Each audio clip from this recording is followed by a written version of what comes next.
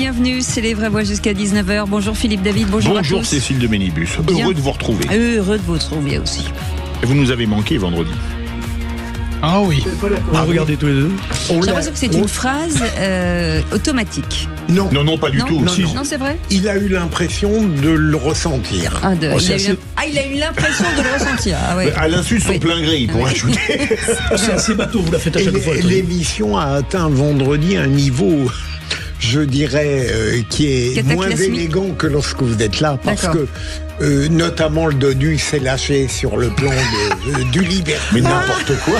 Mais il raconte. Vous pouvez écouter le podcast. Pour ceux qui nous écoutent pour la première fois, le Dodu, c'est donc Philippe David. Mais il raconte n'importe quoi. Ah mais je vous jure, je n'ai pas eu la moindre digression grivoise. Il y a un vrai contentieux entre les deux. Oui. Ils vont finir par se battre un jour. Je ne sais pas lequel est le plus jaloux de l'un de l'autre. Je ne sais pas. En tout cas, Philippe Bilger est avec nous aujourd'hui. Bonsoir mon cher Philippe. Bon, quel bonheur de se retrouver un lundi ici. Absolument. Bruno Pomar est avec nous, ancien membre du RAID. Bienvenue Bruno. Merci, pour faire régner l'ordre, il faut bien un policier sur ce plateau. Il y en a deux. Hein. Dis donc. Ah, c'est vrai qu'elle est réserviste. Ouais. On a le même grade en plus. Ah oui, François de Rugy a peur. François de Rugy est avec nous, ancien président de l'Assemblée nationale, ancien ministre de l'écologie et aujourd'hui consultant. Bienvenue. Bonjour. Monsieur le Président. Il nous a fait le bonjour du ministre à l'époque. Oui. Bonjour. Et puis le sommaire de cette émission est sur l'affaire Liana qui a bouleversé la France et relancé donc les débats brûlants à chaque drame. Les mêmes constats reviennent, les moyens qui manquent, les délais qui s'éternisent, un corps judiciaire accusé de se protéger lui-même. La justice française est-elle condamnée à l'immobilisme ? Et on vous pose cette question. Corporatisme, manque de moyens, la justice française est-elle réformable ? Eh bien vous dites oui à 77%. Vous voulez réagir, le 0826 300 300. Moi je dis oui, il faut juste une chose, du courage. François de Rugy, est-ce qu'il est réformable ? Tout est toujours réformable, en tout cas il faut l'espérer, mais bien sûr. Oui, bien sûr. Bruno oui, on va y arriver. Et puis la question du soir, banquier d'affaires, patron de presse, propriétaire de label, il roulerait pour la gauche. Mathieu Pigasse, figure du capitalisme français, se verrait en candidat pour les présidentielles de 2027. Et on vous pose cette question, candidature Mathieu Pigasse, voteriez-vous pour un multimillionnaire de gauche en 2027 ? Eh bien, vous dites non à 96%. Alors pourquoi ? Venez nous le dire au 0826 300 300. Alors moi je dis, en ce qui me concerne, le vote est secret, mais voter Pigasse, jamais. Philippe Bilger ? Je ne voterai pas pour lui, mais peut-être pas pour les motifs rapportés. Voilà. Milliardaire, je m'en fiche. Vu le vote, je crois qu'il est rhabillé, là, donc il n'a pas besoin de se présenter. Allez, ok. François de Rugy. Candidature de plus, candidature de trop. Oui, peut-être. Et ce numéro de téléphone 0826 300 300 et à 17h50, on va acheter de la monnaie. Écoutez bien avec le bon Flavio. Allô ? Oui, bonjour, je vous appelle pour la pièce de 2 € à vendre. Elle est à vendre à 100 €, c'est ça ? Oui, c'est tout à fait ça et c'est un prix ferme. Prix ferme. Mais elle est rare ? Oui. Elle coûte €, mais je ne sais pas si elle vaut vraiment 100 €. Voilà. Donc elle vend une pièce de 2 € à 100 €, mais elle ne sait pas si elle vaut vraiment 100 €. Ça fait combien en inflation annuelle ? Je ne sais pas, mais c'est de pire en pire ces annonces. Allez les amis, ce numéro de téléphone au 0826 300 300 avec Zach qui est avec nous. C'est Frédéric de Carcassonne. Bonsoir Frédéric. Bonsoir. Bonsoir David et Cécile et Philippe, à vos Philippe, excellents invités. Oui, Philippe, David et Cécile de Minibus et vos excellents invités, particulièrement Monsieur Bilger que j'apprécie. Ah bah très Merci. bien. Merci beaucoup. Okay. Ça y est, on l'a trouvé, c'est lui. Vous avez bon goût. Voilà, c'est ça. Je connais un très bon psy à Carcassonne. Frédéric, vous nous dites oui, vous nous dites non. La justice française est-elle réformable ? Elle est réformable. Allez, on en parle dans un instant. Soyez les bienvenus. C'est le grand débat du jour. 17h-20h, les vraies voix Sud Radio. Sud Radio. Parlons vrai. Philippe David, on est ravis de vous accueillir aujourd'hui jusqu'à 19h. Philippe Bilger est avec nous, Bruno Pomar et François de Rugy. Et vous, au 0826 300 300. On revient bien entendu sur cette affaire Liana, ce drame qui a bouleversé la France avec cette question du jour. La justice française est-elle réformable ? Eh bien, vous dites oui à 77%. Vous voulez réagir le 0826 300 300 avec beaucoup de commentaires. On a Thierry qui nous dit les années se suivent et se ressemblent, les gouvernements se suivent et se ressemblent, et rien ne changera une politique du néant. Et on a Michel Le au féminin qui nous dit « En les rendant responsables de leurs décisions, ça suffit ». Allez, tout de suite, c'est le grand débat du jour. Et au nom de la justice, comme ministre, je veux présenter mes excuses à cette famille et aux Français qui sont légitimement choqués, terrifiés de voir de telles défaillances. Lorsque Liana disparaît, Jérôme Barella avait déjà fait l'objet de 4 procédures. D'abord un signalement en 2017. L'affaire est classée sans suite. 3 ans plus tard, en 2020, second signalement. En 2022, une plainte cette fois est déposée pour viol sur une enfant de 7 ans. Elle est classée sans suite. 1 an plus tard, en août 2025, une autre plainte, une nouvelle fois pour des viols, sur une fille de 10 ans. L'enfant est examiné, Jérôme Barella identifié. Pourtant, en 9 mois, il n'a jamais été entendu.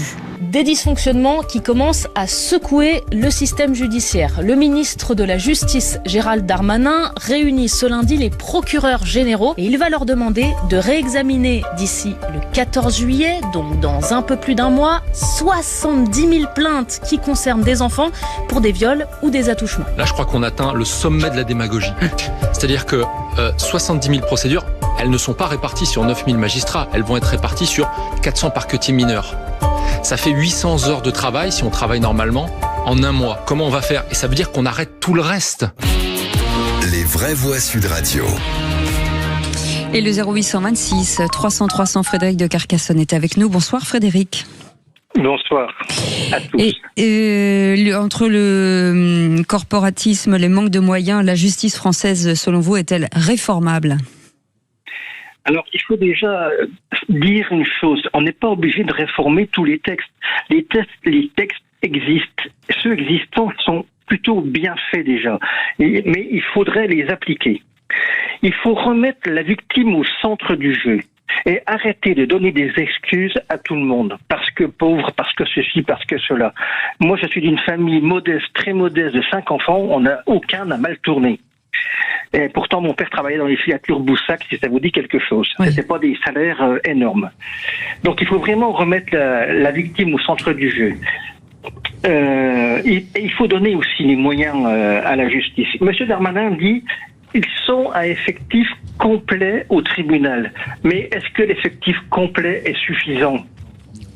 Parce que moi, qui connais un peu les tribunaux, chaque fois que je suis allé dans des bureaux de magistrats, je n'ai jamais vu un bureau de magistrat où il n'y a pas de pile de dossiers partout. Je pense que M. Bilger peut approuver ce que je dis. Et quand vous êtes... Alors moi, je suis assesseur en tribunal pour enfants. Quand on a passé un jeune dernièrement, là, qui était justement pour des agressions sexuelles, et incarcéré, c'était ses premières fois, on ne pouvait pas le laisser incarcéré. On le fait sortir avec des suivis. Mais un suivi qui va être suivi par qui ? Par la PJJ. La PJJ est complètement débordée. Protection judiciaire de la jeunesse. Oui, protection judiciaire de la jeunesse. Oui. Vous savez, il existe pour les jeunes des stages de rupture, enfin des CEF, alors centres éducatifs fermés. Les centres éducatifs fermés, pour beaucoup, n'en ont que le nom. Le jeune rentre, 1 heure après, il fugue, parce qu'il ne s'évade pas d'un CEF. Et sans arrêt, c'est comme ça. Quand on avait un jeune, là, donc je dis à la magistrate, la juge pour enfants, je dis mais il faudrait y faire un stage de rupture. Stage de rupture, je vous donne un exemple pour ceux qui ne connaissent pas. Vous mettez 5-6 jeunes dans un endroit assez fermé, perdu, on va dire, dans la campagne. Ils les font travailler, etc. Et puis, au bout d'un petit moment, quand ils arrivent à être un peu une équipe, ben vous mettez 6 jeunes sur un bateau à traverser l'Atlantique. Et donc, il y en a qui vont dire, oh ben là c'est de la plaisance. C'est pas du tout de la plaisance. Parce qu'ils vont faire le ménage, ils vont faire la cuisine, ils vont être de quart, jour et nuit, avec 3-4 adultes. Ils n'auront plus de produits à fumer, à consommer, etc. Et s'il y en a un qui veut pas faire le boulot, le bateau s'arrête. Et si le bateau s'arrête en pleine mer, je peux vous assurer que personne ne rigole parce que ça tombe dans tous les sens. Et donc, ça, c'est vraiment remettre le travail d'équipe. Mais quand j'en parle à la magistrate, elle me dit « mais il n'y a pas les moyens ». C'est ça le problème. En permanence, on répond, il n'y a pas les moyens. Donc la protection judiciaire de la jeunesse n'a pas les moyens. L'aide sociale à l'enfance n'a pas les moyens. Il faut vraiment et faire évoluer les choses. Et puis, les prisons pour mineurs, je suis désolé, mais certains mineurs, ils iraient seulement 8 jours d'abord, au bout d'une bêtise. 8 jours, ça leur suffirait pour certains, pas pour tous évidemment, à les faire réfléchir, à faire réfléchir leur entourage. Que c'est pas marrant et que voilà, c'est pas un trophée. Restez avec nous, Frédéric. Philippe Bilger. Il y a une grande partie de ce qu'a dit Frédéric que je pourrais approuver. Alors, pour aller très vite, ma chère Cécile, parce que on pourrait en parler très longuement, pour répondre à la question de Sud Radio, il est évident que le problème des moyens, personne ne se plaindra s'ils sont augmentés. Mais je pense qu'ils n'ont pas la moindre incidence dans le désastre criminel de Liana, de la même manière qu'hier, lorsqu'il y a eu Outreau, on aurait augmenté les moyens, il y aurait eu tout de même la catastrophe d'Outreau. Ce qu'il faut profondément, c'est à la fois favoriser l'indépendance du siège, deuxièmement, contrôler professionnellement le parquet, et je dirais tout à l'heure, si vous m'avez choisi, à quel point les procureurs n'ont rigoureusement rien compris à ce qui se passe à l'heure actuelle, et troisièmement, il faut les sanctions disciplinaires lorsqu'il y a de graves erreurs, c'est très clair. Bruno ou François ? Oui, d'abord, moi je partage ce qu'a dit notre auditeur, mais si c'est un peu plus loin du sujet, puisque là il parle plutôt de la délinquance des mineurs et de la façon d'y faire face, là on parle des enfants qui sont victimes. Oui. Alors, parfois ils sont victimes d'autres mineurs, mais là en l'occurrence c'est un adulte, et malheureusement des enfants ou des jeunes adolescents, ou même parfois de jeunes qui sont proches de l'âge adulte mais qui ne sont pas encore adultes, sont victimes d'agressions, et notamment d'agressions sexuelles ou parfois de violences intrafamiliales. C'est un phénomène ancien. Moi, je considère depuis longtemps qu'il a très très longtemps été sous-estimé et qu'on n'a pas voulu regarder cette réalité en face, sans doute pour plein de raisons. D'abord parce que beaucoup de ces violences ont lieu dans le cadre familial. Ça n'était pas le cas là, mais néanmoins, c'est à noter, ça ajoute sans doute pour la famille du drame au drame. C'est une petite fille qui est allée chez quelqu'un qui était en fait le père d'une amie de collège, donc c'est quand même dans un cercle proche. Et souvent, on considère que ce qui se passe dans le cercle familial, la société n'a pas à y regarder. L'aide sociale à l'enfance, pendant très longtemps, peut-être encore aujourd'hui, a comme doctrine de dire on maintient les liens des enfants avec leurs parents biologiques, même quand les parents sont des menaces. Et puis au-delà de ça, on a beaucoup mis sur le devant de la scène, et on a très bien fait, la question des violences faites aux femmes, les violences intrafamiliales, mais entre hommes et femmes, et souvent, évidemment, ce sont les femmes qui sont victimes, et donc comme s'il fallait occulter les autres phénomènes de violence, sachant que parfois, rarement, mais quand même parfois, les violences faites aux enfants sont le fait, les auteurs sont des femmes. Et donc je pense d'ailleurs que les féministes n'aiment pas beaucoup qu'on parle de ça, parce que ça vient casser le discours autour duquel les femmes sont toujours des victimes et les hommes sont toujours des coupables. Or là, on a maintenant, enfin, j'ai envie de dire, une prise de conscience, et si ce drame peut servir à ce qu'il y ait une prise de conscience et qu'on mette sur le haut de la pile, y compris dans les tribunaux, en effet, ce sujet, dans les commissariats, dans les gendarmeries, et qu'on réagisse plus vite, parce que là, on l'a vu, il y a des délais qui sont incompréhensibles. C'est incompréhensible, et ça amène en plus un drame qui aurait peut-être pu être évité, mais il y en a d'autres dans d'autres endroits qui relèvent du même mécanisme. On peut dire qu'il y a quand même un peu de laxisme, quand même, Monsieur Pomar. Moi, je suis partagé, parce qu'il y a peu de temps, mon ami Linda Kebab m'a envoyé, qui est secrétaire nationale unité police, des infos, mais que vous connaissez.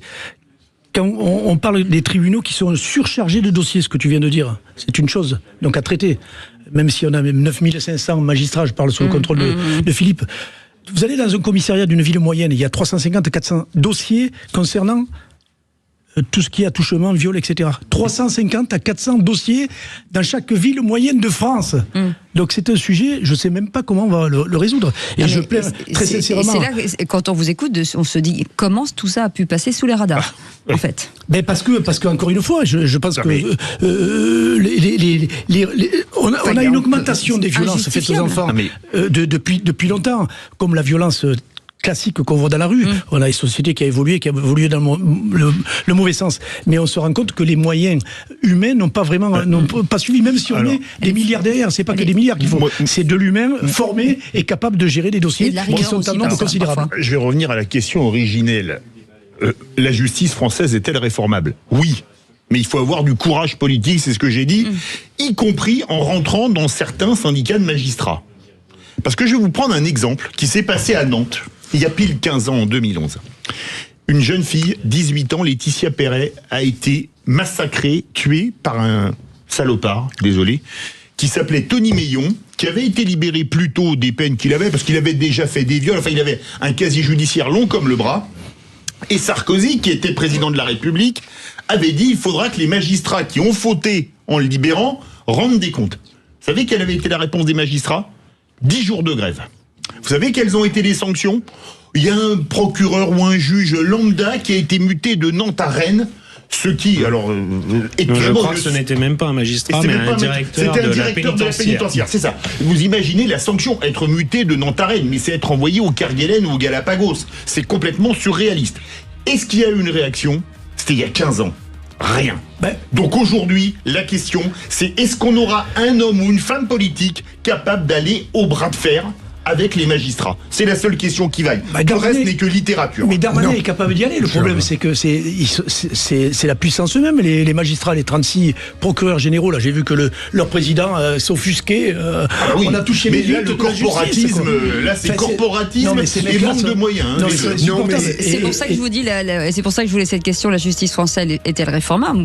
Tous disent oui, mais ça va être... Mais elle est réformable, bien sûr. Mais c'est beaucoup plus compliqué que ce que vous avez dit.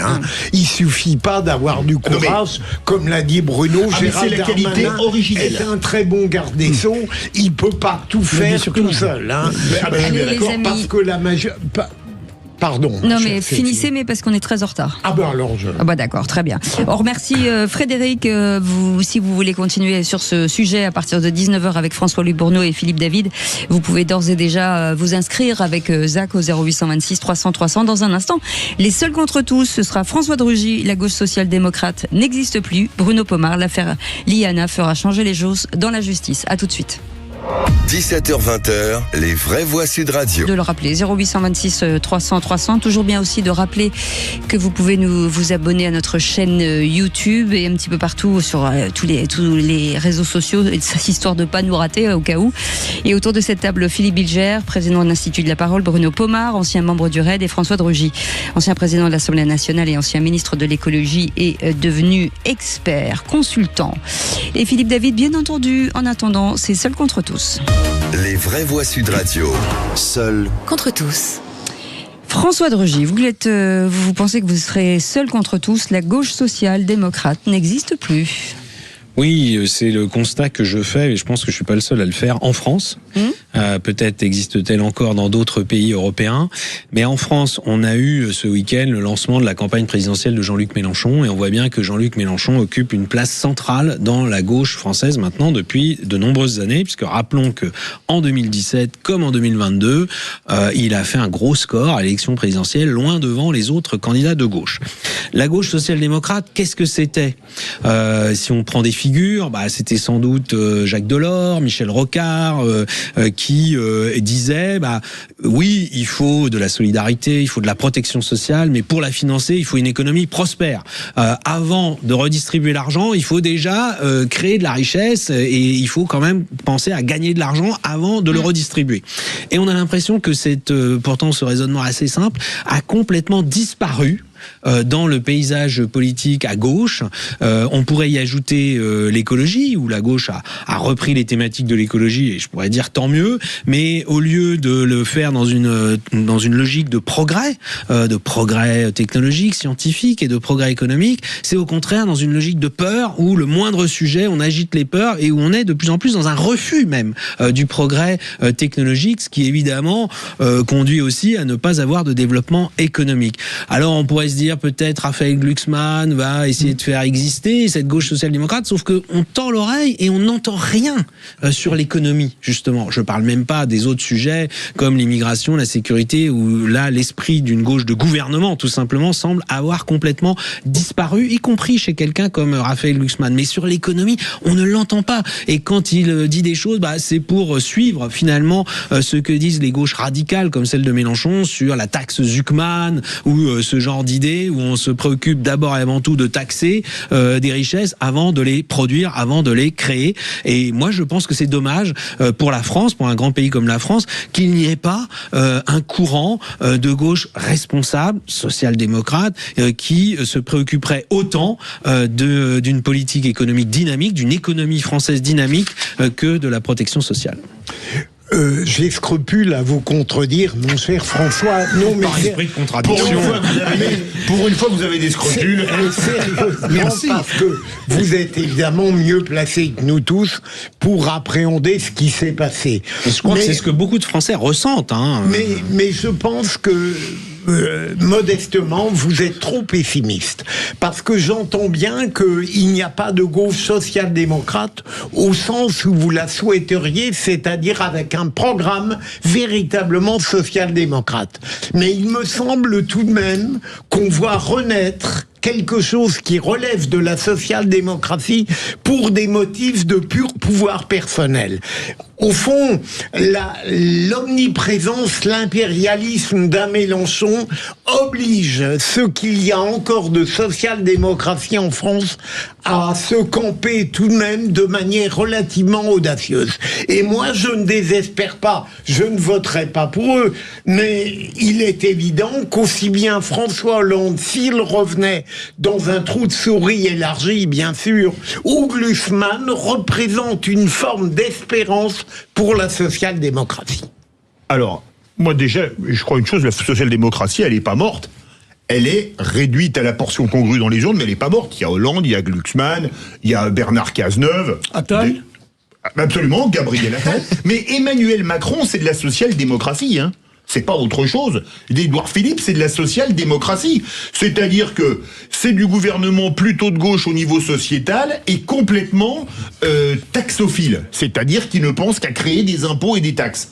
Donc la France est un pays social-démocrate depuis des années. On est le pays le plus taxé au monde avec le Danemark, qui est le temple de la social-démocratie, qui a remplacé la Suède qu'il était dans les années 70. Donc en clair, la social-démocratie, on y est. Et on y est depuis maintenant à peu près 45 ans, 50 ans. Donc la social-démocratie est pas morte, la France vit en social-démocratie, ce qui explique d'ailleurs ces 45 années de déclin. Je retrouve le Philippe David tout à fait étonnant, c'est-à-dire que vous réglez le problème du point de vue proféré par François en disant que la social-démocratie elle est partout. Mais oui, mais c'est Macron il est social-démocrate, cher ami, il n'a fait que créer des impôts et des normes. C'est ça la social-démocratie. Mais non, ça n'est pas que ça. Où allez-vous chercher ça? Vous allez vous lever vos bons sourcils. Excusez-moi, cher ami, comme disait Lénine, les faits sont têtus. Mais attendez, Édouard Philippe, excusez-moi, cher ami, Vous avez bien foutu la merde, François. Non, mais attendez, excusez-moi. Certains disent que la France, c'est un enfer ultra-libéral. Vous connaissez un pays, ultra-libéral? C'est ce que dit la gauche radicale, justement. Vous connaissez un pays ultra-libéral où 57% du PIB est en dépenses publiques? Sûrement pas. Vous connaissez un pays ultra-libéral qui a... Il ne l'est pas.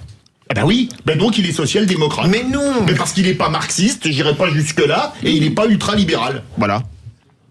Oui, mais est-ce que c'est parce que le projet social-démocrate, en quelque sorte, a été réalisé? Mais oui. Je suis pas loin de le penser, en effet. Mais il a été réalisé. La gauche social-démocrate a disparu au profit de la gauche radicale. Parce que c'est quand même ça qu'on voit aujourd'hui, même dans les urnes. Vous me permettez de dire ce que je pense depuis des années? C'est qu'en fait, ils n'ont jamais atteint l'Élysée, mais la politique actuelle, c'est le triomphe de Jacques Delors et de Michel Rocard. Sachant que François Hollande a quand même été président de la République il n'y a pas si longtemps, entre 2012 et 2017. Qui a fait du social-démocrate. Et l'homme providentiel, ça pourrait pas être Castex? Oula. Oui, mais... Oui. Je sais pas, on n'était pas prêts. Dans les chemins de notre ami Philippe David. Non, mais je sûrement que Philippe David le considère comme social-démocrate. Non, mais il analyse bien. François de Rugy analyse bien la politique, évidemment. Il est très bon. Non, mais il m'a pas répondu. Non, mais Jean Castex. Alors d'abord, moi je crois pas du tout aux zones providentielles. Et deuxièmement, Jean Castex, oui, il a l'air bien occupé à la SNCF et je pense qu'il se sent mieux à la tête de la SNCF, qui a été paraît-il son rêve pendant longtemps, qu'il a donc réalisé, plutôt que de se lancer dans une hypothétique campagne présidentielle qui l'obligerait évidemment à quitter la tête de la SNCF pour quand même un résultat qui est loin d'être gagné. Moi, je vais vous dire, je le vois pas devenir la locomotive de la Macronie. Et pourtant, il connaît un wagon. Il a même connu une wagon. Et pour nous remettre sur le bon rail. Il plaît beaucoup au président. Et il plaît aux gens. Parce qu'à restons de se parler entre élites, il plaît aux gens. Peut-être. Moi, chaque fois que j'en parlais, comme il est de chez moi, en plus de Prades, il était maire de Prades à côté de la région. Moi, dès que j'en parle dans mon village partout, Castex, on dit waouh. Non, mais c'est vrai. Tous les oiseaux là, c'est bon. Mais Castex, c'est comme Chirac. Il a l'allure de ce que, voilà, il a l'allure comme Barnier à l'époque, où on disait qu'il avait l'allure d'un présidentiel. Même dans le comportement du personnage, le mec, il va prendre le métro. Alors, rien que ça, c'est con, non, vous avez raison. Ou tous les pachas, Madame Borne qui dit Première ministre, si on m'enlève ma voiture, mon gars, c'est fini. Je veux dire, les gens, on en ras le cul de ça. Heureusement que le président de la RATP prenait le métro. Puisqu'il était président de la RATP avant d'être président de la SNCF. Premier ministre, il aurait pu avoir la voiture avec le chauffeur, etc. Et ça plaît aux gens. Humainement, il est élites, évidemment, ça ne fait pas un programme. Mais pour moi, excusez-moi, mais il prendra sa décision en responsabilité. Comme il le disait tout le temps pendant le Covid. Il serait capable même de manger du homard. C'est facile, ça. Mais humainement, il est formidable. Bien sûr, moi je trouve. Écoutez, on verra s'il nous entend. Il y aura peut-être des rebondissements dans cette campagne présidentielle. Peut-être que s'il y avait en tout cas candidature, on pourrait lui renvoyer Monsieur Pomar. C'est peut-être vous qui allez lui donner cette idée. Alors, il nous écoute en disant tiens, j'avais pas pensé. Je dis bientôt avec le ministre des Affaires étrangères qui m'a invité. D'accord. Expert associatif, prévention, etc. Donc, le ministre des Affaires étrangères, c'est tant mieux, j'y vais avec grand plaisir. Il n'a pas été mauvais hier. Je vois bientôt Gabriel Attal qui me rencontre, mais vous savez que je suis un pragmatique. Mais vous voyez tout le monde, vous. Non, mais je vais me permettre que juste. Les sociodémocrates. J'ai aucune ambition parce que tous se réveillent là. Je vois Madame Nathalie Kosciusko-Morizet qui revient des États-Unis, qui est tout de suite avec le truc, parce qu'elle se dit peut-être je serai ministre de l'intelligence artificielle. Elle a changé d'horizon entre les USA et la France. Moi, si je vais les voir, ces gens, c'est juste pour leur dire mon ressenti de mon expérience de terrain, de ma vie d'homme de terrain que je suis, et pas de cette caste politique. Excusez-moi, mon cher François de Rugy. D'accord, les élites. Mais voilà, moi, je sors de tous ces gens-là. Moi, ça m'intéresse pas. Sinon, vous me les envoyez, je vais leur parler de vous. Vous allez voir. Vous vous rendez compte que dans un an, il sera peut-être ministre de l'Intérieur. Ministre italien, ça me plairait, comme a fait Mitterrand il y a quelques années. Bruno Pomar, puisque vous avez largement pris la parole et que c'est encore de nouveau votre tour. François de Rugy parle beaucoup plus. L'affaire Liana fera changer les choses dans la justice. Et ça, ça rebondit un peu sur le sujet qu'on a fait tout à l'heure, mais vous pensez que vraiment ça peut changer quelque chose? Oui, parce que d'abord, ça peut pas continuer évidemment comme ça. Et là, on voit qu'il y a la population qui se lève.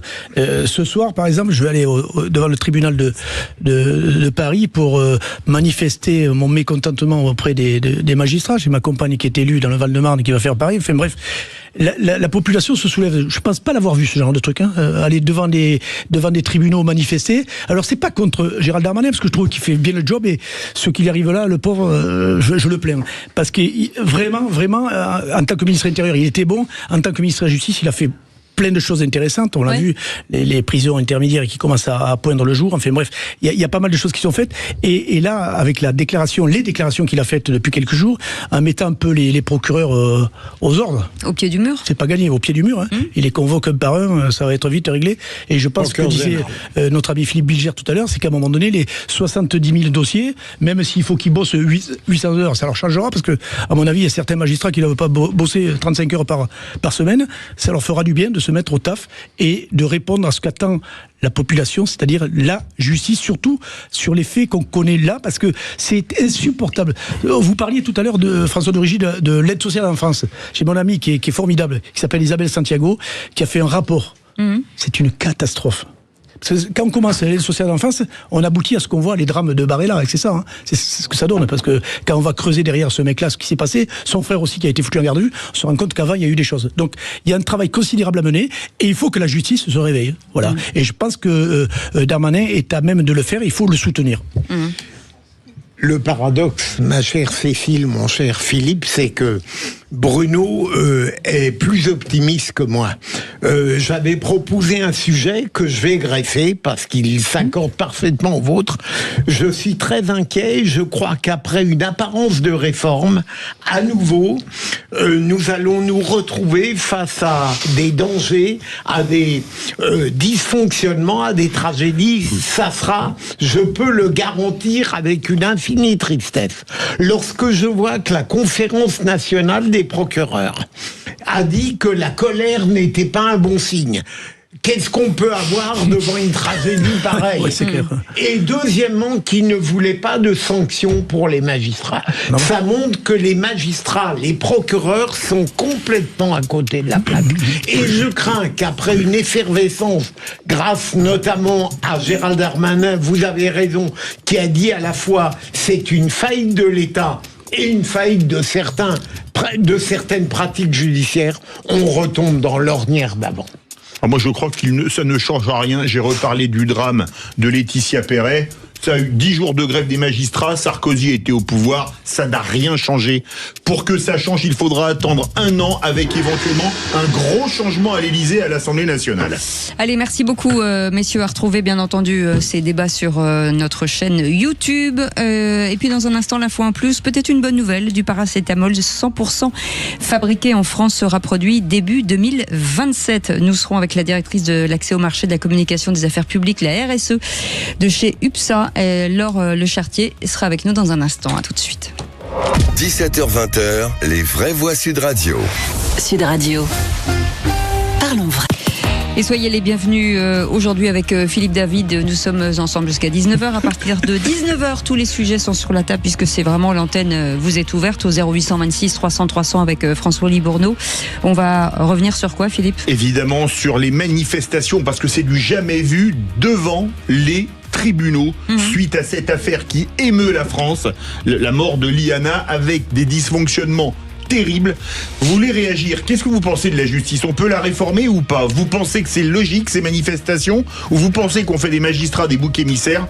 Venez témoigner au 0826 300 300. Et on a un autre sujet si vous voulez en débattre également, mais c'est vous qui faites le programme. C'est Philippe Nemo, le philosophe, qui a dit hier sur LCP que c'est logique que le niveau des élèves s'effondre parce que le niveau des profs s'était effondré et qu'ils ne peuvent donc pas leur apprendre des choses qu'ils ne connaissent pas.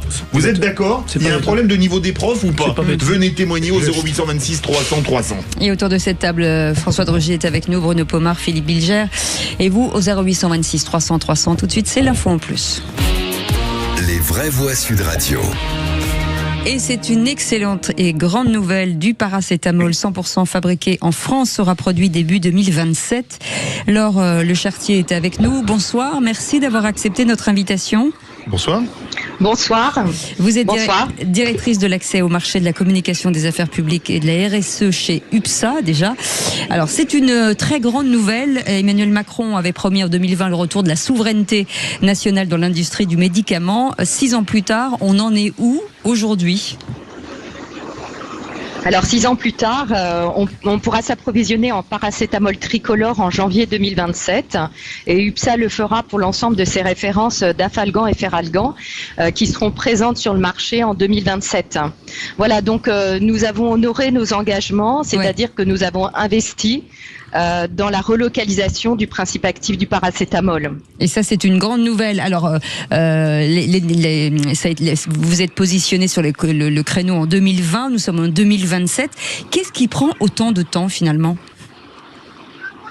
Le temps de la relocalisation est un temps long, qui nécessite de nombreux ajustements industriels, mais on a démontré que c'était possible, donc on pouvait être souverain en France sur un principe actif. Donc c'est une excellente nouvelle.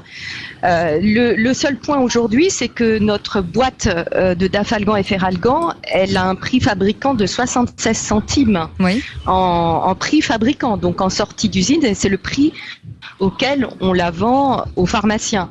Et donc, si vous voulez, aujourd'hui, ce qu'on souhaite, c'est que pour reconnaître cette empreinte territoriale, notre engagement dans la relocalisation, c'est une augmentation de prix et on demande 10 centimes de plus par boîte pour pouvoir justement faire du bout en bout. Car aujourd'hui, on fait du 100% français à partir du moment où on reçoit nos principes actifs dans l'usine. Mais demain, on fera du bout en bout avec un principe actif tricolore qui aujourd'hui aujourd'hui est fait en Chine ou en Inde. Ou en Inde, c'est ça. Produire. Alors, vous avez obtenu aussi en 2025 la certification Origine France Garantie, et ça c'est une bonne chose aussi. Le seul problème, c'est que vous n'avez pas le droit de l'afficher, alors que, au contraire, ce serait formidable. Aujourd'hui, on souhaite communiquer sur l'origine française de nos produits, leur fabrication française, mais je dirais que le point principal aujourd'hui, c'est d'avoir justement cette augmentation de prix sur nos boîtes d'Afalgan et Feralgan, vous voyez, pour que cette empreinte territoriale, se fabriquer en France, soit réellement connue, évidemment informer les patients qui veulent savoir où sont produits leurs médicaments. Parce que produire en France coûte un peu plus cher, ce qui est logique. Une question,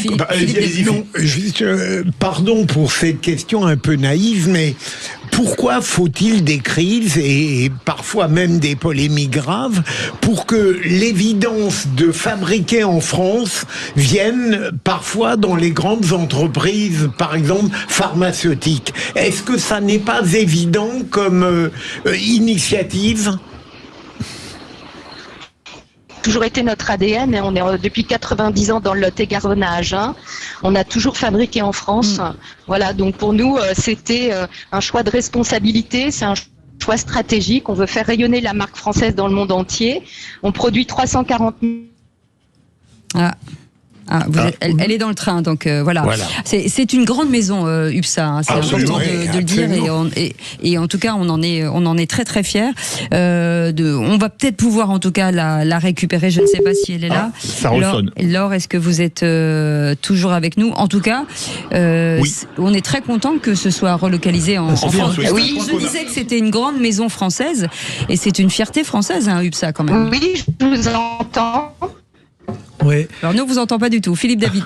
Non, moi, je voulais poser une question parce qu'on a tous déjà pris du paracétamol, mais on parle du princeps qui est le principe actif. C'est quoi la base du paracétamol? C'est quelque chose qu'on trouve dans une plante, dans quoi? Oui, la molécule. Je ne sais pas. Je suis pas chimiste. Alors, je ne sais pas si elle est avec nous ou pas. Vous devez être content, Philippe David, que ça revienne en force.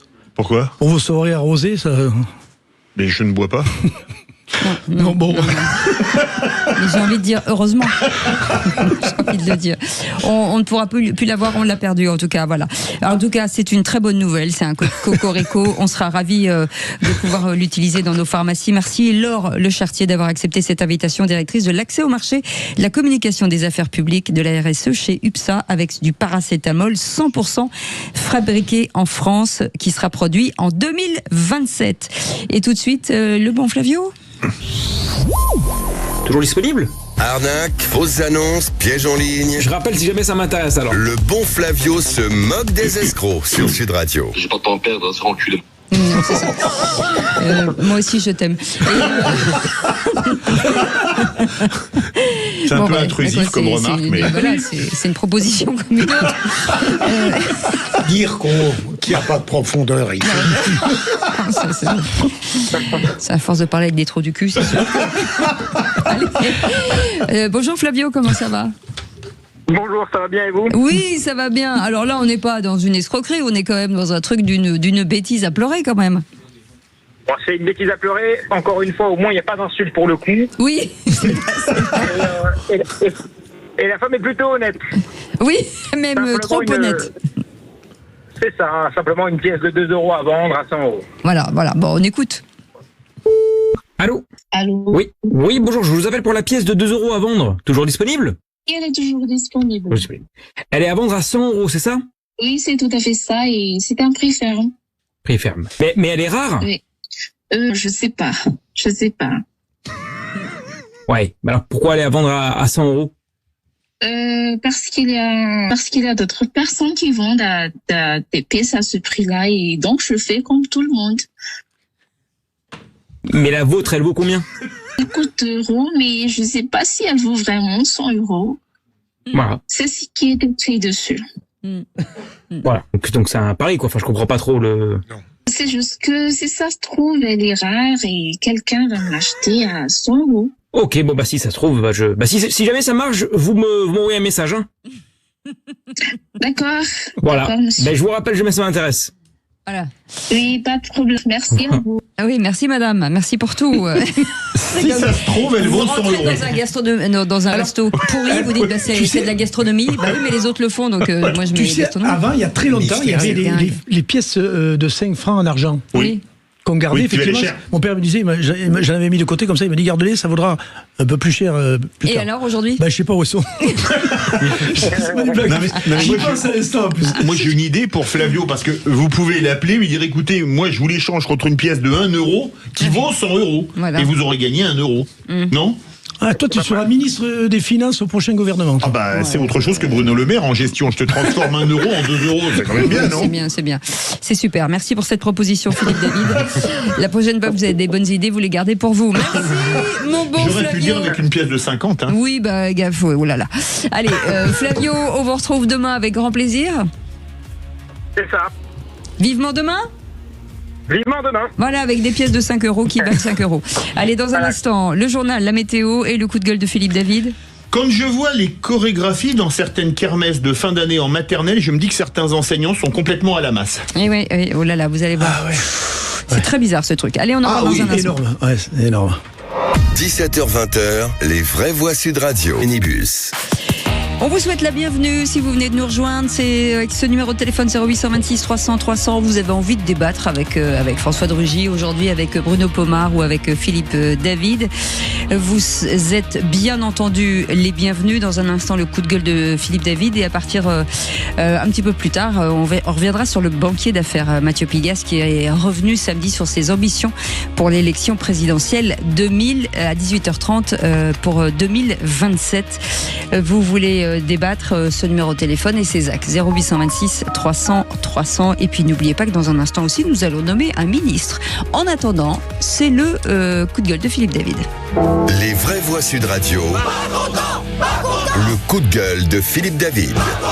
Comme d'habitude, je vais remettre le clocher au milieu du village, un grand village, puisqu'il s'agit de Montreuil-sous-Bois en Seine-Saint-Denis. Pourquoi Montreuil-sous-Bois ? Parce qu'une vidéo a circulé ce week-end sur les réseaux sociaux. Une vidéo qui est à mon avis choquante et scandaleuse, on écoute ceci. Sortez les armes, à feu, sortez les armes. Sortez les armes, à feu, sortez les armes. Triangle des babillés. Triangle des babillés. Sortez les armes, à feu, sortez les armes. Sortez les armes, à feu. La vidéo en question a été filmée lors de la kermesse de fin d'année d'une école maternelle de la ville. On y voit des petits garçons porteurs d'un haut de treillis camouflé et de lunettes noires avec un bandeau dans les cheveux. Ils se trémoussent sur du rap, le rap que vous venez d'entendre, Sortez les armes chargées, chanson reprise par au moins une partie des familles présentes dans l'assistance, joignant le geste à la parole, puisqu'ils ont chacun un pistolet à eau dans la main. Un spectacle surréaliste pour une fête de fin d'année et qui m'a naturellement rappelé, vu les tenues vestimentaires de ces bambins de maternelle, les enfants soldats kamikazes du Moyen-Orient, du Hamas en particulier. Une réaction qui a aussi concerné l'imam Hassan Chalgoumi, qui a mis les deux photos côte à côte en concluant un long post par ces mots, je cite, « C'est un déclin profond de l'éducation, une responsabilité collective qui concerne les parents, l'école, les institutions et l'ensemble du système. Quand la violence se banalise et devient un modèle, c'est toute la société qui est en danger. » Fin de citation.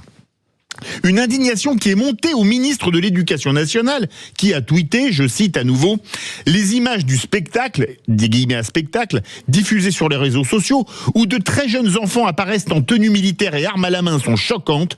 J'ai demandé au recteur de l'Académie de Créteil d'établir sans délai les conditions dans lesquelles cet événement est organisé.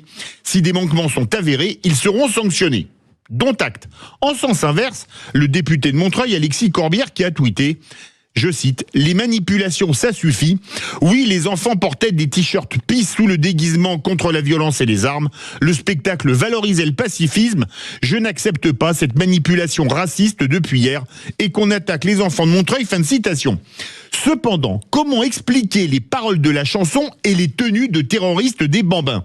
Personne n'attaque les enfants de Montreuil, qui sont victimes d'adultes qui confondent éducation et idéologie, kermesse de fin d'année et défilé de gamins à Gaza. C'est à eux de rendre des comptes et à personne d'autre, mais laissez les enfants, a fortiori de maternelle, qui ne comprennent pas ce qu'on leur fait faire hors de ça. 3 observations. Votre indignation est tout à fait justifiée, mon cher Philippe, et comme d'habitude assez talentueuse, je n'ai rien à redire.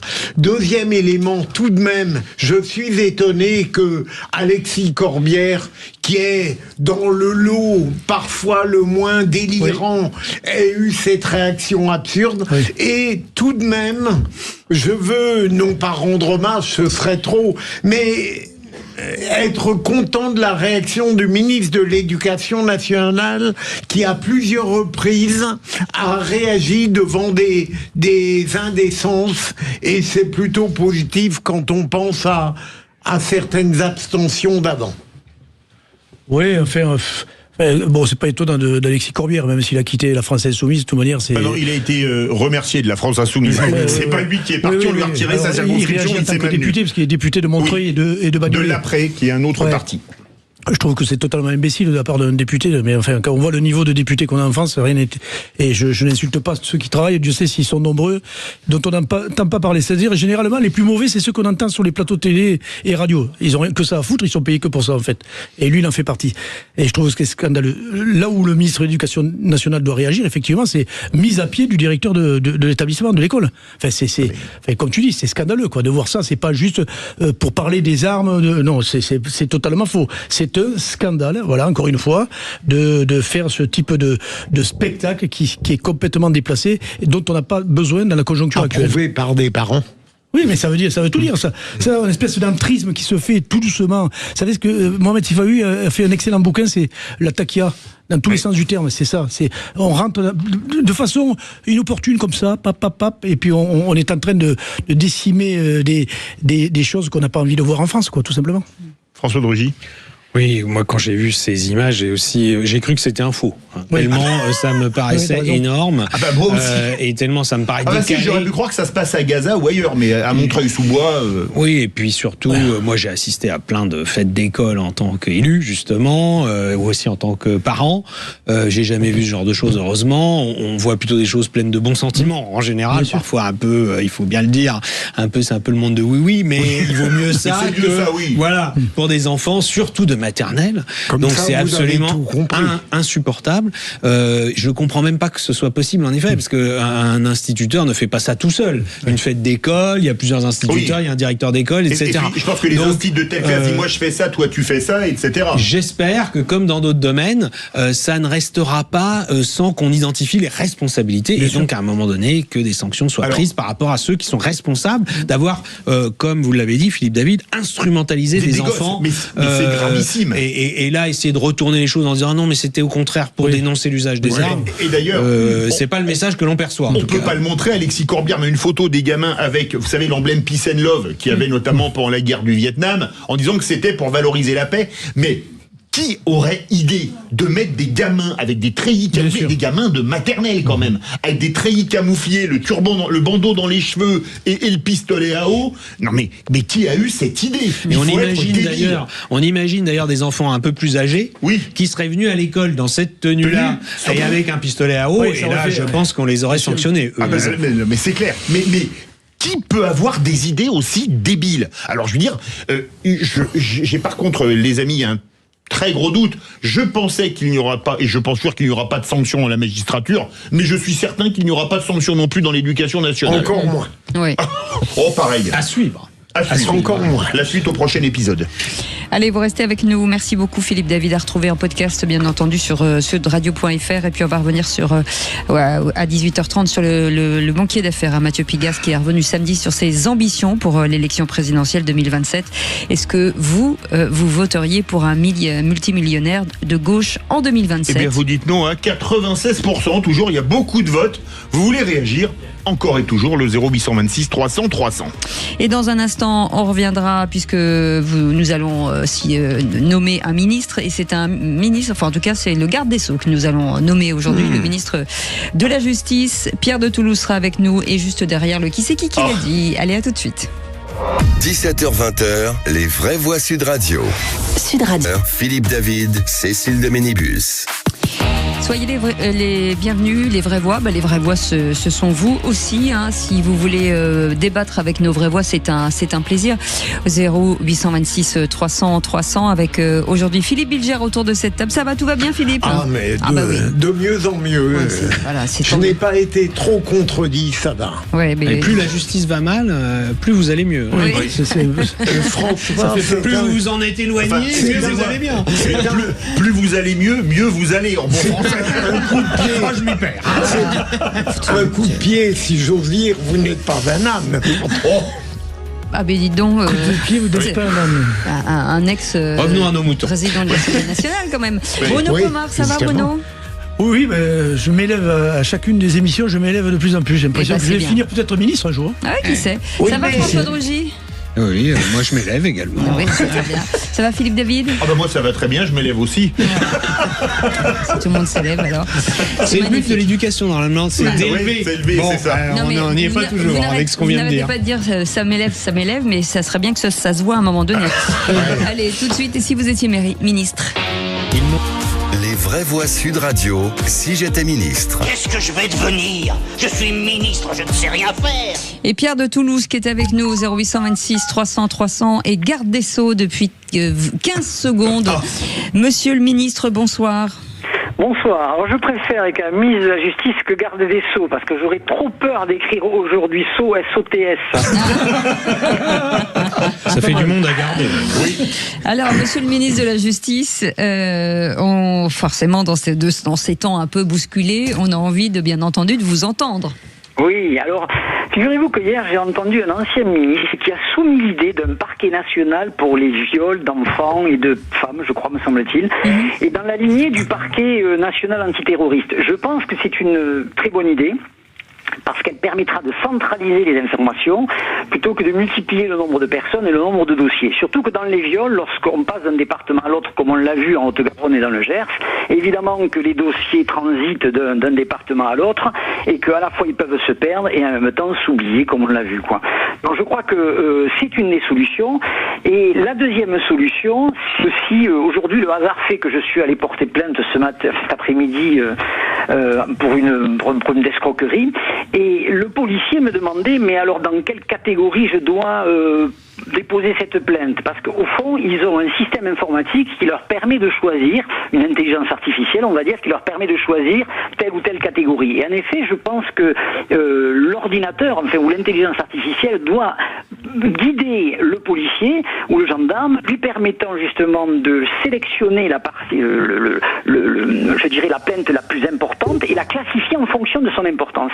Parce qu'il est vrai que lorsque vous avez un viol, il faut qu'immédiatement ce soit relié à une information et au procureur immédiatement. Alors qu'un dossier d'un vol tout simple, le procureur il a le temps de la recevoir.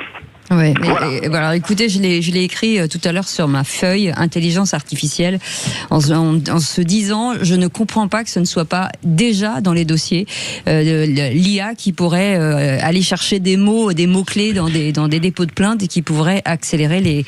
Bon, bref, c'était un autre sujet. Allez, Philippe. Non, mais vous avez raison et notre garde des Sceaux a raison d'évoquer l'importance demain ou peut-être dès aujourd'hui de l'IA. Je ne suis en revanche à nouveau pas d'accord avec votre premier point, monsieur le ministre, dans la mesure où je sais que Dominique de Villepin hier a eu cette proposition. J'ai l'impression que lorsqu'un homme politique est dépassé par des problèmes, notamment judiciaires, la solution de facilité, c'est de proposer la création d'un parquet spécialisé. Moi, je suis complètement opposé à ce genre de formule parce qu'en réalité, c'est dépouiller la justice pénale en général et ne pas rendre plus efficaces les justices particulières, mais je le dis avec beaucoup de déférence puisque vous êtes garde des Sceaux. Est-ce que je peux réagir? Oui, allez-y. Bien sûr, monsieur le ministre. En fait, la question, c'est que lorsque vous avez un viol caractérisé comme celui-là, moi, je vois pas en quoi, lorsqu'on viole un enfant, la personne puisse faire appel, voire partir en cassation. À mon sens, ça n'a aucun intérêt. Donc, pour moi, qu'on multiplie le nombre de juridictions dans ce type d'action, je suis contre. Parce qu'évidemment, si vous devez faire appel, vous allez faire appel dans un autre département. Or là, dans ce cas précis, lorsque vous avez un viol d'un enfant, l'enfant est mineur, et quoi qu'il arrive, et quoi que l'on dise, le violeur procureur est responsable. Et il n'y a pas de circonstances atténuantes qui lui permettent de faire appel. Donc pour moi, si vous voulez, c'est en cela que je dis qu'il faut uniquement une juridiction et qu'elle soit tranchée, jugée une seule fois, pas d'appel ni de cassation possible. En clair, c'est revenir sur la réforme Guigou qui date de Jospin, donc un peu, où les condamnés aux assises peuvent faire appel. Là, il y aurait une seule condamnation, donc il n'y aurait pas de possibilité d'appel.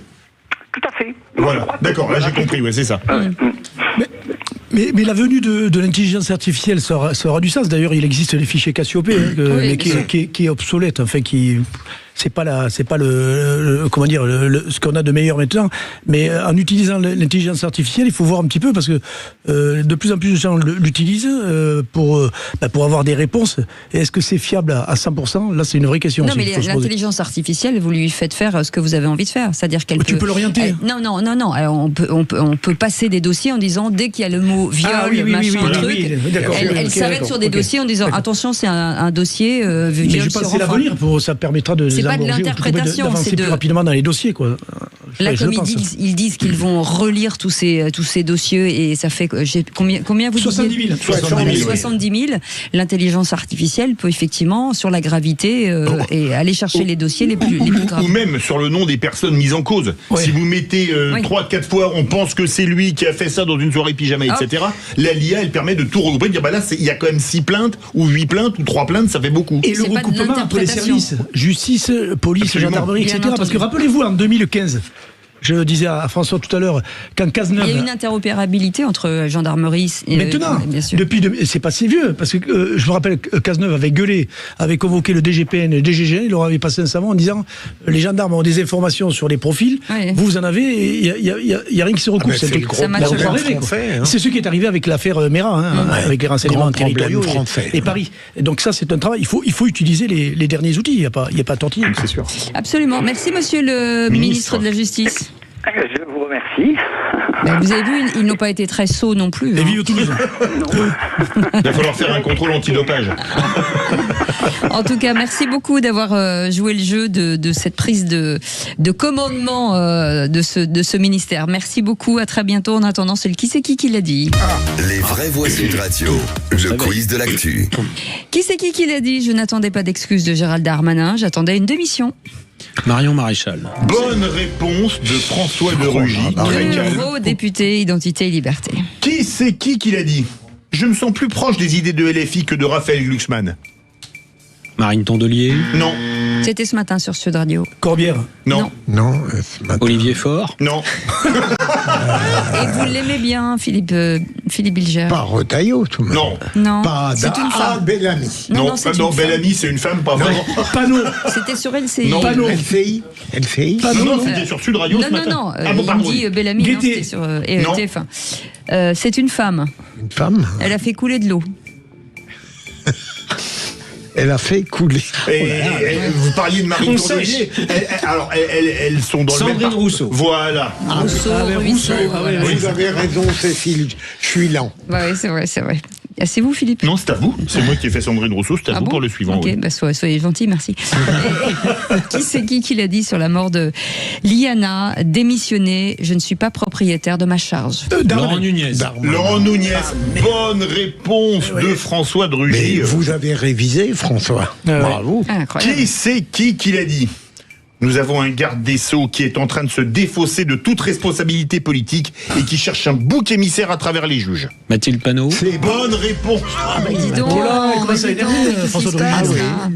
Il y a 10 questions, il a déjà 4 points. Donc il va falloir c'est pas fini. Mais il est très doué. Qui c'est qui l'a dit? Mélenchon, c'est l'accélérateur du déclin, le candidat du danger et des vengeances. Bardella. Non. Le Pen. Non. Bruno Retailleau. Non. Comment il s'appelle? C'est un vice-président. Odoul. Chenu. Bonne réponse. Sébastien Chenu. De Philippe Bilger. Qui c'est qui l'a dit sur la retraite à 60 ans? L'économie française doit se donner les moyens de le faire. Jean-Luc Mélenchon. Non, c'est le même parti que Jean-Luc Mélenchon. Corbière. Guettet. Non, il n'est pas député. Lachaud. Non, il est maire. Il est maire. Guiraud. Non. Bakayoko. Bonne réponse, Bakayoko. Il est déjà maire de Saint-Denis. Attention, la proposition. C'était pas ballot, pourtant. Enfin, bref. Allez. Qui c'est qui l'a dit sur Bernadette Chirac? Elle avait un peu la température du peuple. Roselyne Bachelot? Non. Sarkozy? Non. C'est un homme. Dominique de Villepin? Non. C'est une ville où généralement le thermomètre, en parlant de température, est assez élevé. Ciotti? Non. Ah, c'est même peut-être... Louis Alliot? Bonne réponse. Dans une forme. Oh là là, il s'est dopé ou quoi? Je ne savais pas que Louis Alliot connaissait Bernadette Chirac. Il a eu les questions. Qui c'est qui l'a dit? Pour la prochaine présidentielle, une des priorités sera de restaurer un État fort. Dominique de Villepin? Non. Bardella? Non. Arnaud Montebourg? Un ancien ministre. Un ancien. Bruno Retailleau? Non. Il y en a tellement. François de Rugy? Il y en a 200. Gabriel Attal? Non. Il écrit beaucoup. Il écrit beaucoup. Villepin? Non. Le maire. Bonne réponse. Qui c'est qui l'a dit? Je souhaite un processus de décolonisation et d'indépendance en Nouvelle-Calédonie, pardon. Mélenchon? Non. Valls? Non. Bagayoko? Non, c'est le même parti que Mélenchon. Manuel Bompard? Bonne réponse. Oui, Il est dans une forme. Hallucinant. Et enfin, qui c'est qui l'a dit? Jordan Bardella fait le jeu de la division de la société. Dominique de Villepin? Bonne réponse. Qu'est-ce que vous avez pris aujourd'hui? Non, mais il y a des contrôles antidoping, là, ou pas? Il dit ça tranquillement. Je l'ai répété 4 fois, ça finit par être juste. Et je l'ai un peu écouté hier. Écoutez, je vais être désagréable pour Bruno Pomar. 0. Philippe Bilger, qui a sauvé l'honneur. 2 points. 2 points. Et... alors là, on comprend pourquoi il faut avoir un ancien ministre et président de l'Assemblée nationale. 8 points. C'est impressionnant. Est-ce qu'on a déjà eu 8 Alors points? je tiens quand même... C'est possible. Comme Sébastien Ménard trichait. Il faut quand même préciser à nos auditeurs qu'on ne gagne rien. Non. Notre estime, oui, mais c'est pas mal. Et ça serait bien de faire des contrôles antidopage. Même pas.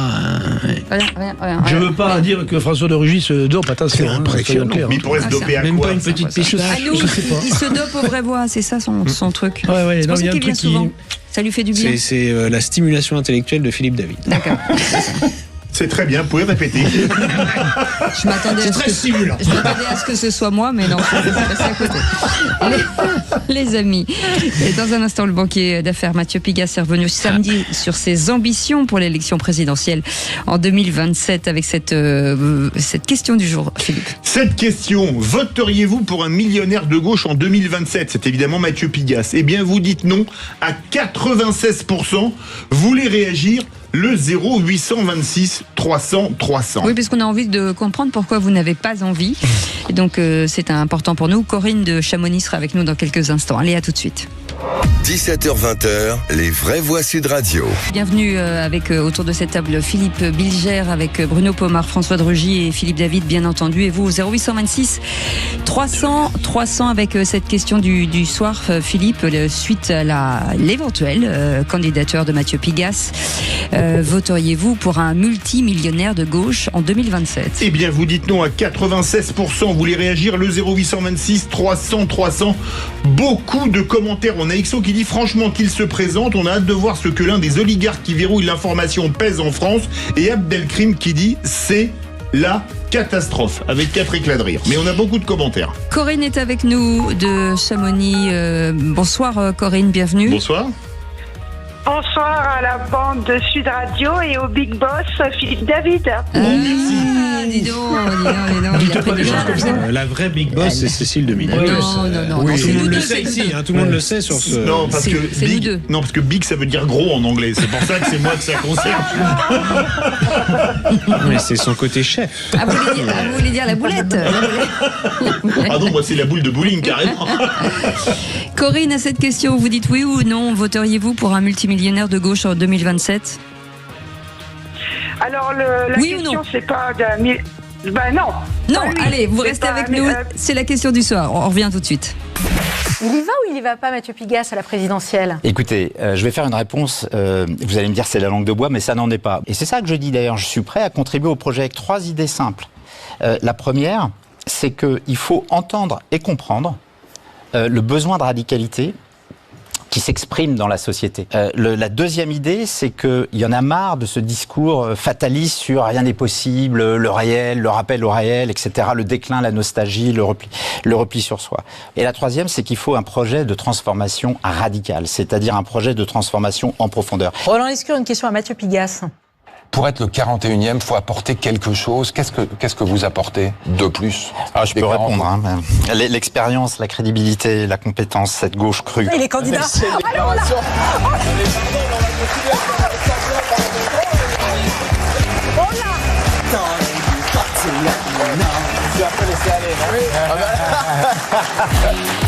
Les vraies voix Sud Radio. Et Corinne est avec nous de Chamonix. Bonsoir Corinne. Bonsoir. On vous écoute. Alors je voulais vous dire qu'un milliardaire de gauche, je pourrais voter pour lui, mais pas lui. D'accord. Parce que je l'ai vu à la commission sur l'audiovisuel, il est condescendant. Ça fait 9 ans qu'on a de la condescendance débordante, dégoulinante avec Macron, on va pas s'en repayer encore 5 ans. Ça va, c'est bon. En plus, c'est un monsieur qui critique dans ses médias Trump tout le temps. D'accord. Moi, je suis d'accord qu'ils sont anti-Trump. Hein. Mais tu fais plein de contrats avec Trump. Donc, je comprends pas. Tu es à la première du film de Mélanie Trump. Tu es invité à la Maison-Blanche. Mais par contre, tu craches parce que le petit peuple français, il est peut-être pas au courant. Donc, ça, déjà, ça me plaît pas. Déjà, premièrement. Donc, c'est encore un faux cul, en plus d'être incondescendant.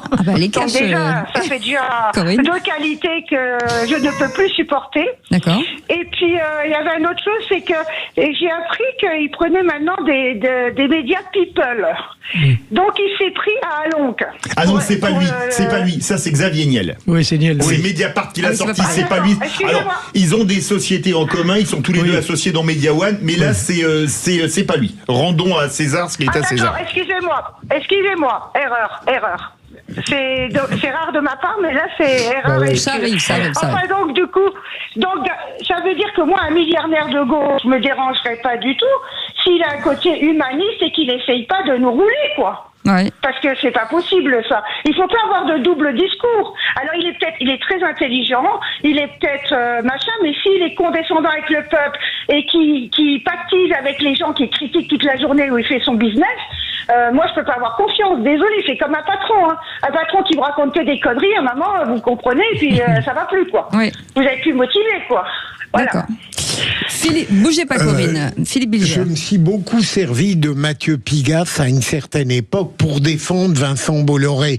Parce qu'au fond, Vincent Bolloré était traîné dans la boue, alors que Mathieu Pigasse faisait absolument la même chose. Ouais. Il diffusait un projet de gauche progressiste, alors que l'autre diffusait un progrès conservateur. Deuxième élément, le fait qu'il soit milliardaire ne me gêne pas et ne m'aurait pas empêché de voter pour lui s'il avait une pensée politique cohérente. Ce qui m'inquiète profondément chez un Mathieu Pigasse, c'est d'abord cette aspiration que je trouve un peu immature de sa part à une radicalité, comme si la radicalité était le summum de la pensée politique, de la part d'un être très ambigu et de manière plus profonde que, me semble-t-il, que celle que vient de dénoncer notre auditrice, c'est le fait que dans son travail de banquier, il a des relations et il a des complicités qui me font douter de son authenticité et de son intégrité de banquier et donc de futur candidat. François de Rugy. Oui, moi je suis partagé entre d'un côté dire qu'il y aille. Il veut défendre des idées, il veut défendre un projet, on ne sait pas trop lequel, hein, parce que l'extrait qu'on a entendu de son interview par Léa Salamé dans quelle époque sur France 2, franchement, moi j'ai pas entendu le début du commencement d'un projet, à part l'ode à la radicalité. Donc qu'il y aille, il verra ce que c'est. Hein, il suffit pas, c'est pas pareil de payer des humoristes pour faire des blagues antisémites matin, midi et soir sur Radio Nova, parce que c'est quand même ça la réalité. Aujourd'hui, le business, hein, d'ailleurs, médiatique de Mathieu Pigasse, c'est ça. Hein. Et il n'y a pas d'équivalent quand même. Hein. Et puis, défendre un projet devant les Français, convaincre déjà ses amis politiques, hein, parce que je pense pas que Jean-Luc Mélenchon dira je laisse ma place à Mathieu Pigasse sans problème et ainsi de suite, ou que le Parti Socialiste va le défendre, donc il verra ce que c'est. Et puis par ailleurs, en effet, toutes ces contradictions, je parlais tout à l'heure de la gauche social-démocrate qui a disparu, lui qui est dans les affaires. logiquement, il devrait défendre un projet de gauche social-démocrate. C'est-à-dire, il devrait dire à ses amis de gauche et aussi aux Français, pour qu'on puisse faire de la redistribution, pour qu'on puisse faire de la protection sociale, il faut déjà produire des richesses. Et il faut arrêter de dire matin, midi et soir que ceux qui produisent des richesses sont des méchants et que d'ailleurs, on va les taxer et qu'on va donc les dissuader de produire des richesses ou de le faire en France. Et puis alors, le summum, c'est en effet cette histoire d'aller faire ami-ami avec Trump et ses amis à la Maison-Blanche pour avoir, quand même, en termes de business, la restructuration de la dette du Venezuela, parrainée, patronnée par Trump, et en France, de tenir des discours qui sont quasiment pires que ceux de Mélenchon. Là, franchement, moi, je dois dire qu'en termes de contradiction, ça pulvérise tous les records. Il a dit que le Venezuela, samedi soir, était un État souverain. Alors, moi, déjà, je veux me féliciter d'une chose, parce qu'entendre le cri de Léa Salamé, il était plus fort que celui d'Andreeva ou celui de Zverev qui gagnaient leur premier grand chelem à Roland-Garros. Ce qui prouve quand même à quel point ça a été une révélation pour elle. Bernadette Soubirous... Je suis pas certain, Philippe, je suis pas certain. Je pense qu'elle a été très surprise. Oui, attendez, c'est pas une raison pour hurler et sauter de sa chaise. Désolé. Je pourrais avoir le scoop. Je lui accorde le doute. Écoutez, c'est pas ses premiers gloussements. J'avais déjà fait des coups de gueule à ce sujet. Mais passons, peut-être, mais je pense que même Bernadette Soubirous... Non, moi je pense qu'elle a voulu le pousser dans ses retranchements en disant « Ah, mais donc vous êtes candidat ». Exactement. Et je vais faire une réaction communautaire des Hautes-Pyrénées. Je pense que Bernadette Soubirous était beaucoup plus calme en voyant la Vierge Marie à la gorge de Massaliel. Mais passons. Non, ce qui a quand même d'amusant, c'est que Mathieu Pigasse, déjà, on a une certitude, c'est que son deuxième prénom n'est pas Modeste. Parce que quand Roland Lescure lui dit quelles sont vos capacités, vos qualités, grosso modo, il dit la compétence, l'expérience. Donc on sait déjà que Modeste n'est pas son deuxième prénom. Alors qu'il n'a aucune expérience politique. Alors qu'il n'a aucune expérience politique. Ça, c'est quand même le premier point. Mais ce qui est quand même d'amusant, c'est que c'est cet enthousiasme pour Pigasse qui se retrouve invité dans une émission de grande écoute. D'ailleurs, ils vend beaucoup de programmes avec sa chaîne Media One à France Télévisions. Il n'y a pas un léger conflit d'intérêt de l'inviter et de lui cirer les pompes comme ça? Je pose encore la question. Mais par contre, alors pour conclure, Mathieu Pigasse, désolé, mais il y en a, on dit certains hommes politiques, ils ne dépassent pas le périphérique. Lui, il ne dépasse pas Saint-Germain-des-Prés. Ce qui est quand même beaucoup plus petit que le périphérique. Allez parler à Belleflou de Mathieu Pigasse, je peux vous garantir que ça ne parle à personne. Donc, c'est le tout à l'ego qui revient. Alors lui, ce qu'il y a de génial, c'est que c'est un mélange de gauche caviar et de radicalité mélenchonienne. C'est un peu ce que les Anglais appellent, les Anglais disent pas gauche caviar, ils disent bollinger bolchevique. C'est-à-dire le bolchevique qui boit du champagne bollinger, il en est la quintessence. Mais c'est quoi? En fait, il se fout de la gueule des Français. Ces mecs-là, ils jouent, il est milliardaire, banquier, il spécule, il a fait que ça toute sa vie, sûrement, spéculer. Un banquier, ça fait que ça, d'ailleurs. Il a gagné du pognon sur le dos des gens.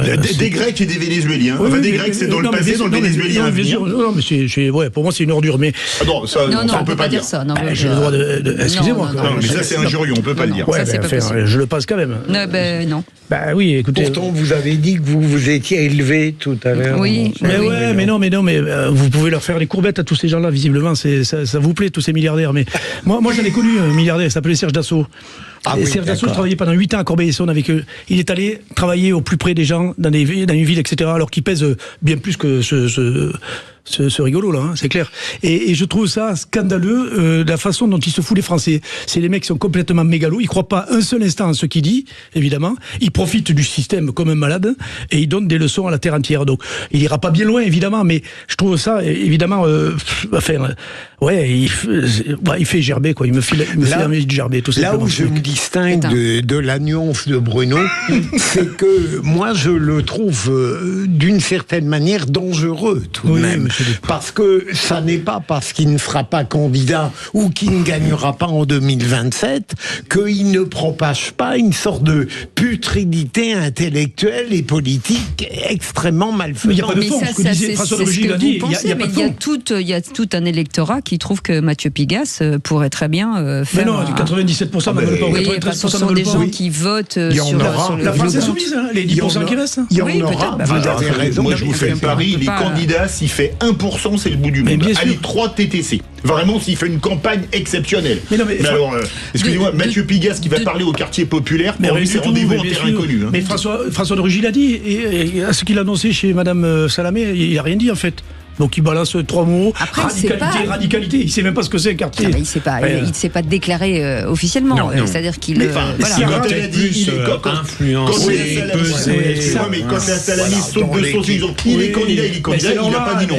Non, et puis il a quand même dit une chose. Il a peut-être dit tout haut ce que pas mal de gens pensent tout bas. En réalité, c'est qu'il pousse le fait que la gauche se rassemble autour de Mélenchon. Ouais. En fait, ça, il le dit pas ouvertement, mais il dit voilà, la radicalité, c'est bien, tout ça. Et il dit plutôt que de faire des primaires, etc. Il arrête pas de dire il faut que la gauche s'unisse. Et en fait, le résultat, c'est de s'unir autour de Mélenchon, parce qu'on sait très bien que c'est pas. Mais il a dit aussi il n'y a pas que Mélenchon. Hein. Oui, mais qui d'autre? Aujourd'hui, c'est Mélenchon qui est en pole position pour fédérer la gauche radicale d'abord, puis la gauche dans son ensemble. Merci beaucoup les amis, vous restez avec nous dans un instant. Tiens, ce sera peut-être l'occasion, Philippe, de reparler de cette antenne qui est toute libre antenne dans quelques instants. Les vraies voix font parler la France de 19h à 20h avec François-Louis Bourneau. Oui, on va parler de la justice. Vous avez vu les manifestations spontanées qui se font devant les palais de justice un peu partout en France. Qu'est-ce que vous pensez de la justice? Vous avez confiance en elle? Est-ce que pour vous c'est un fiasco ce qui s'est passé pour Liana? Est-ce qu'on va en tirer les conclusions ou est-ce que la justice est irréformable? Venez témoigner au 0826 300 300.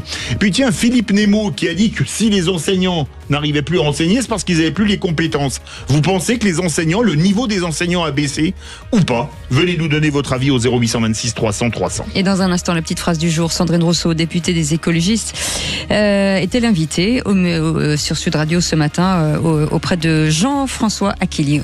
On en parle dans un instant. Sud Radio. Cette dernière ligne droite avec François de Rugy, avec Philippe Bilger et avec Bruno Pomar et Philippe David, bien entendu. La petite phrase du jour, Sandrine Rousseau, députée Les Écologistes, était l'invitée ce matin de Sud Radio au micro de Jean-François Aquili. Écoutez. Les vraies voix Sud Radio. La justice va être, d'ailleurs c'est déjà le cas, absolument débordé de plaintes. C'est un problème de moyens. On ne va pas pouvoir ouvrir la question des violences sexuelles dans la société et dire à tous les enfants qui ont été victimes, dire à tous les adultes, et particulièrement les femmes, qui ont été victimes d'aller déposer plainte sans avoir une révolution dans la justice. Une révolution des moyens, une révolution des instructions, une révolution de la prise en compte de la parole des enfants. Parce qu'aujourd'hui, les enfants, et c'est affreux de le dire, la plupart des enfants ne sont pas cru. Leur parole n'est pas suffisamment entendue, n'est pas suffisamment instruite. Et comme on est dans un parole contre parole, que c'est un enfant contre un adulte, eh bien, ça explique qu'il y ait autant de classements sans suite. Et je le dis, c'est une honte, c'est un scandale national. Philippe Bilger. C'est Sandrine Rousseau. Je n'ai jamais pu me déprendre en dépit d'un certain nombre de choses discutables. Elle m'a toujours intéressé. Et là, je trouve qu'elle fait une vision, mais catastrophique tout de même, d'un tableau qui n'est pas aussi sombre lorsqu'elle globalise en disant rien ne va, ça n'est pas vrai. Enfin, il est clair que les juges, les parquets peuvent traiter les plaintes, doivent les traiter, et lorsqu'ils les classent, c'est que parfois on a du mal véritablement à arbitrer entre les deux thèses. Elle fait de la politique politicienne, comme on dit. Un point de mire, c'est la faute du ministre de la Justice qui devrait... voilà, ça veut dire ça, en fait. Parce qu'il n'y a pas de fond dans ce qu'elle dit. Elle répète bêtement des éléments de langage qu'on lui a dit de répéter. Et puis voilà, comme tu dis, il y a plein de tribunaux qui fonctionnent, il y a plein de sanctions qui sont données. Il faut rappeler juste...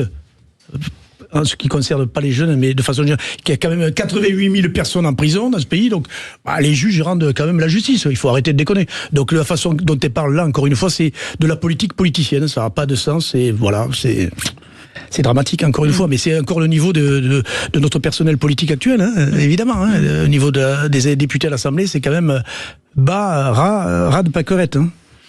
Alors, pour une fois, c'est pas que je prendrai la défense de Sandrine Rousseau, pour laquelle j'ai peu de sympathie politique, comme vous le savez, et je dénonce ses outrances ou ses propos complètement délirants. Vous savez qu'elle veut plus qu'on parle de viande ou de steak, mais de cadavres de vaches, ou des choses comme ça, où elle dénonce les barbecues, enfin tout un tas de délires. Mais sur ce point, moi je lui donnerais pas totalement tort.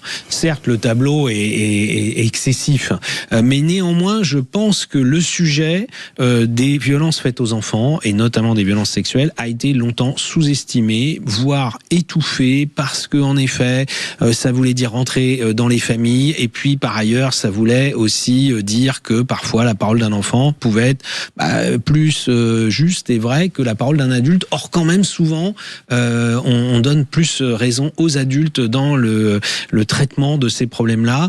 Ça a été une des conséquences, à mon avis, indirectes. On s'en est pas rendu compte sur le moment du fiasco d'Outreau, où on a essayé de faire croire que finalement tous les enfants avaient menti sur tout, ce qui est quand même un peu étrange comme conclusion.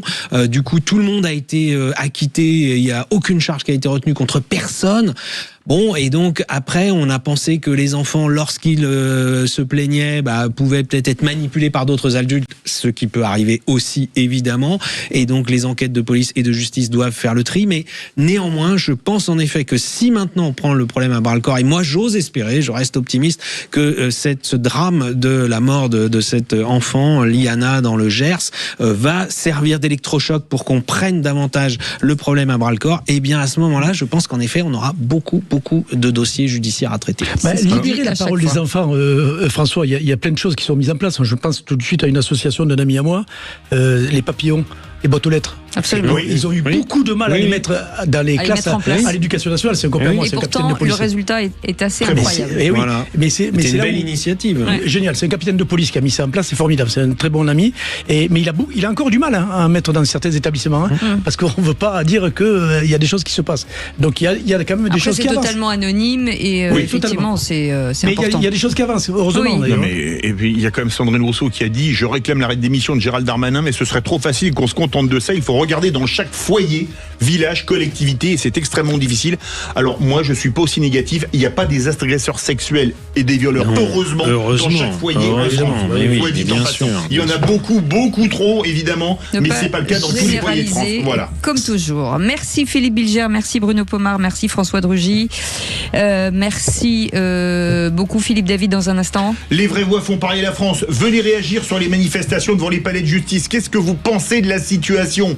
Est-ce que Gérald Darmanin doit démissionner ou est-ce que c'est un bouc émissaire? Est-ce qu'on utilise les juges comme bouc émissaire? On attend tous vos avis au 0826 300 300. Les autres sujets sont ouverts et également, tiens, est-ce que vous pensez que le niveau baisse parce que le niveau des profs baisse également? C'est ce qu'a dit le philosophe Philippe Nemo hier sur l'antenne de LCP. Restez bien avec nous sur Sud Radio. Voilà, et moi je vous retrouve demain à partir de 17h avec... Mercredi, demain, vous êtes absente, je crois. Non. Demain, c'est mardi. Absolument, c'est mardi? Oui. Eh ben vous avez raison. Je vous retrouve après-demain.